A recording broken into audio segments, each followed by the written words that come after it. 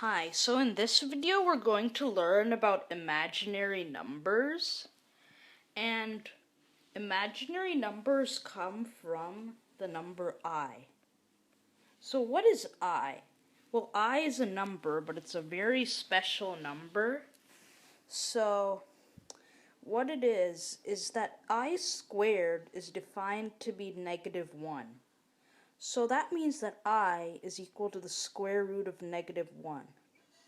Now, what number times itself is -1? Well, there's no numbers times themselves that's -1. That's why I is called the imaginary number. So why, might you ask, did they create a number that doesn't even exist? Well, cool things happen with I, and has really a lot of applications in physics and other stuff. But we're not going to go into that. We're just going to go into imaginary numbers, okay? So imaginary numbers were created so that people could deal with the square roots of negative numbers. And imaginary numbers come up a lot in the solutions to quadratic equations. So I was also created to solve equations such as this, which don't have any. So then we get x squared equals -1, or x equals the square root of -1. So that's another reason why they come up in quadratics and why I put this in the quadratics playlist.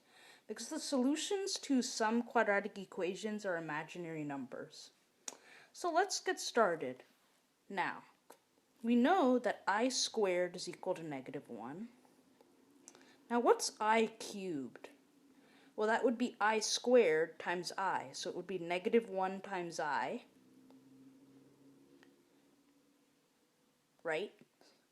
I squared would be I squared times I to the 1, which is -1 times I, which is -I. So I cubed equals -I. What about I to the 4th? Well, that would be I cubed, which is -1, -I, times I. Right? So -I times I is -I squared.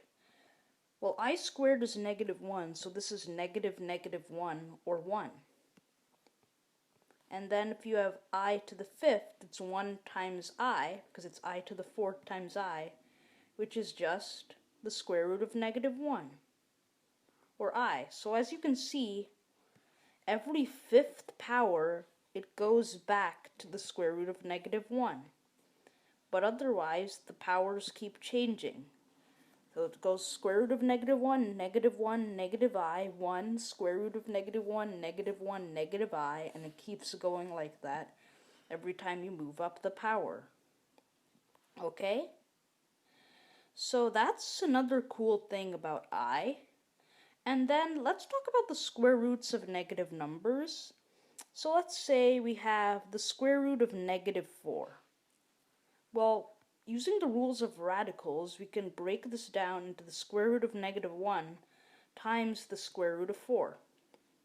Because that would equal the square root of -1 times 4, which is the square root of 4. Now, what's the square root of -1? Well, we just learned that it's I, right? What's the square root of 4? It's 2.